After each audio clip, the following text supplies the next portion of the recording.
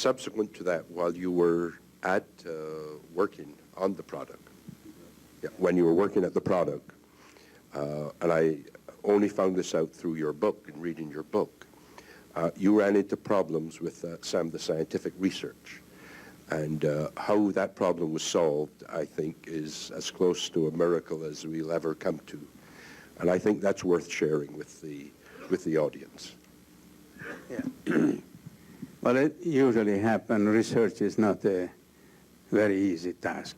Everybody has devoted its life to that. And at one time, this product ceased to work. It was carrying me on for 7 beautiful years. But all of a sudden, nothing worked anymore. The study on cancer didn't work. The study of immune enhancement didn't work. So I was very concerned, but I knew the data so far were real. Of course, I blamed my technician, but she was right. The poor girl wasn't doing anything wrong. So I blamed the company that was producing the concentrate. They were kind enough to come from Denmark. And they assured me, and they were absolutely honest, that there was nothing changed. So at the time, I watched a television program from Basel, of all places. It was a very interesting program, edited by Gourmet. And what they were saying, that the cheese didn't taste any much as good as it used to be. That was in the late 70s. And they made an investigation, Swiss, very thorough people, and they want to know what has happened.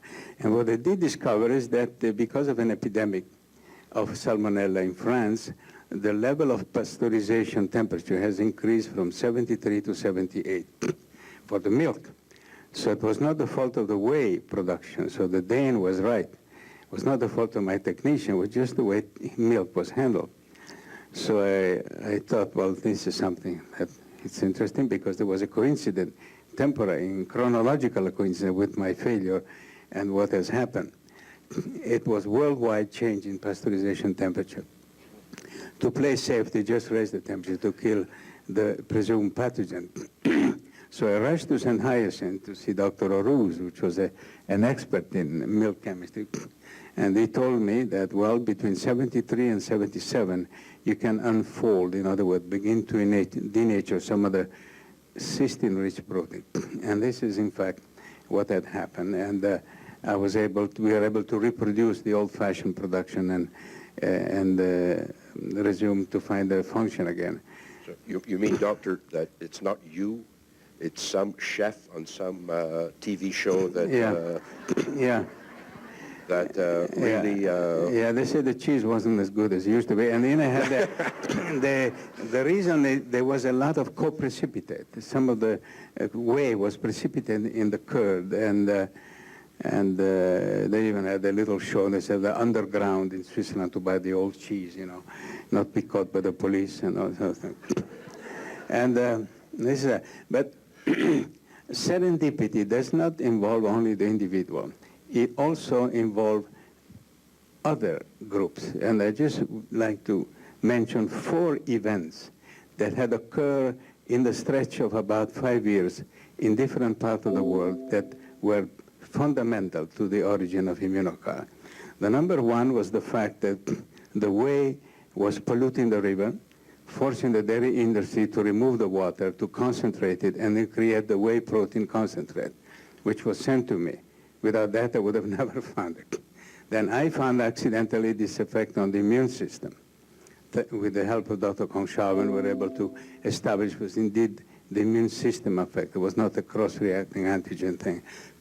Then, this is the second event. The third event was at the same time, Fidelus and Sen discovered that the lymphocytes, which are the immune cell, in order to perform, require glutathione. And without glutathione, they will not optimize the response. So I say, there's something interesting. At the same time, Meister in the States described best than anybody else the role of cysteine in the synthesis of glutathione. So all I had to do is to see if by any chance glutathione was not involved. And in fact, our whey protein were rich in cysteine. So I put 2 and 2 together, and I measured glutathione in my lymphocyte. I found that indeed, although it was depleted in the control animal, it was sustained in the one eating whey protein. And the counterproof was, of course, if I could block the synthesis of glutathione with BSO, the immune enhancer was abolished. So all these things came together. But without each one of those 4 events, I could, Immunotec would not have originated. Then, Doctor, maybe you didn't know Dieter.